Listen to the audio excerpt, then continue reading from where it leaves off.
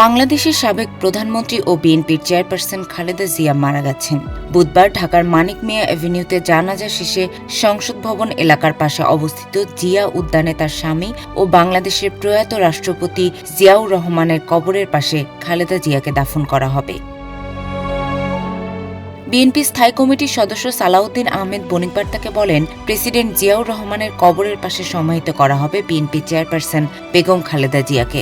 আগামীকাল মানিক মিয়া এভিনিউতে ওনার জানাজা অনুষ্ঠিত হবে। জানাজার সময়টা পরবর্তীতে জানানো হবে। তিনি আরও বলেন, রাজনীতির সংকটময় মুহূর্তগুলোয় সবসময় হাল ধরেছিলেন দেশনেত্রী বেগম খালেদা জিয়া।